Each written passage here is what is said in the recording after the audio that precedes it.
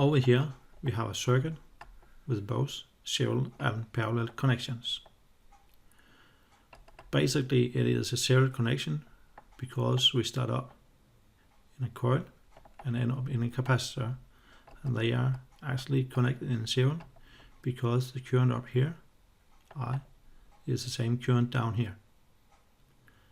In between we have in serial a parallel connection, and this parallel connection is also containing serial connections. So it is a combination of both serial and parallel connection. The question for this circuit is to find out the voltage CD. It means the voltage potential in point C in relationship to point D. We have the supply voltage of 230 volt AC and 50 Hz, and we have the values for all the components in the circuit. So we will be able to calculate the total impedance for the circuit because we got the frequency and all the values for the components. The resistors, we have the value directly, the resistance, but the reactance for the inductors and capacitors we have to calculate. So the basic thing to find out the voltage drop or vector UCD is first to calculate the total impedance for the circuit so that we can calculate the current I. The current I will give us the voltage drop across L1 and across C2, and if we subtract these two voltage drop from the supply voltage, we will get the voltage for the parallel circuit. If we have a voltage for the parallel circuit, we can calculate the current I1, and by Kirchhoff's law we can calculate current I2. If we have the current I2, we can calculate the voltage drop across R2, and if we have the current I1, we can calculate the voltage drop across C1. And if we have these two voltage drop, we can easily calculate this because we just have to start up at point D, go via the voltage drop of R2 and C1, and then we got the potential in point C and thereby the voltage UCD. But we'll look at the calculations for finding the voltage, and as said, first we have to calculate all the reactance for the inductors and capacitors. We do that as vectors because when we have to find out the total impedance, we must use vectors to get the total impedance. So we have the value for XL1, XL2, XC1 and XC2. The total impedance for the circuit, that was a serial connection basically, and XL1 is connecting in serial with a parallel circuit, and this is connected again in serial with XC2. So XL1 and XC2 we have over here, and in between we have the calculation for the parallel circuit. One branch, left branch in the parallel circuit is containing R1 and XC1, and they are connected in serial, so we just can add them together. The other branch is also a serial connection, just because it is just XL2 and R2. We put in the numbers for all the values and find out that the total impedance is 74.2 ohm in an angle of positive 17.7. And when we got the total impedance, we can find out the total current I, because it's just the supply voltage UAF, means there's a potential in point A in relationship to point F, divided by the total impedance, and we get a current of 3.10 amps in a negative angle of 17.7. And when we got this current, we can calculate the voltage over the parallel circuit, because that's the supply voltage minus the voltage drop over L1 and C2. And UBE, we call that's the potential up here in relationship to point E. That means the voltage drop across the parallel circuit.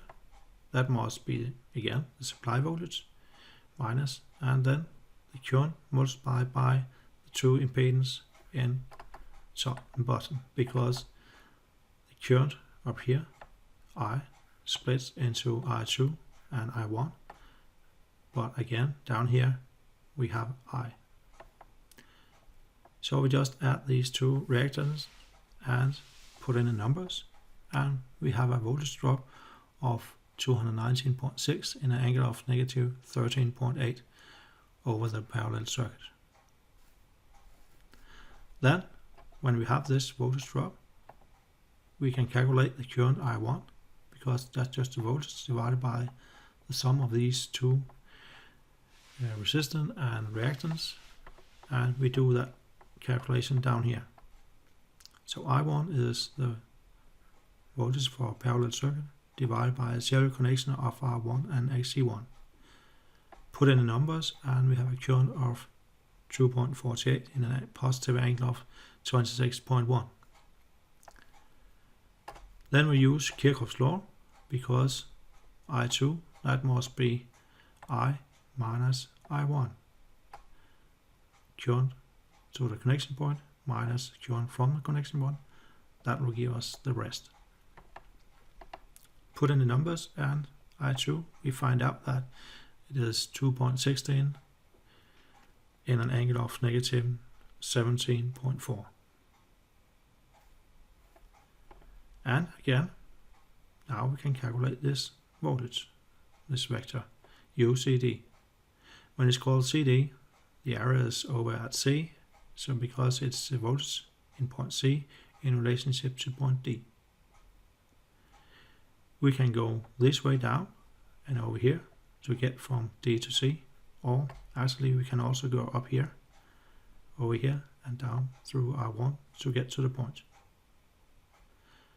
In this calculation we go this way, and the first step we go from point D to point E, and we can see we follow the current I2, and we have to remember the vector for the voltage is in the opposite side direction of the current. So the vector for the voltage across R2 has the arrow up here. And if we go down, we go in the reverse way of the vector. It means that the voltage vector for R2 must be subtracted. We can see down here in the calculation, the voltage CD is, and then over here, minus UR2. We can also see that UC1 is positive, and we can see if that is correct. This will give a negative voltage, and over here, we go from point E to point C. We go the other way than the current, and it means that we go the same way as the voltage vector, so this has to be positive. We don't have the voltage for C1, but it is the current multiplied by the reactance, so we just put in a number for the current and the reactance for XC1, and then minus, and the calculation for the voltage drop across R2, the current times the resistance, put in the numbers, and we end up having 24.7 volts in an angle of negative 30.5 degree. So that's how we can make this calculation, one way to do it, and probably there will be many questions for this kind of circuit, and the question depends on what kind of information you are given. We can also make a complete voltage current vector diagram for this circuit. I haven't done it this time, but we can see here actually here we decide that the voltage UFA is the reference, that's in 0 degree. So we can start up making this vector AF with a line and put in some of the other informations, and probably we have to calculate the voltage drop across L1 and C2 to start up a complete voltage current vector diagram.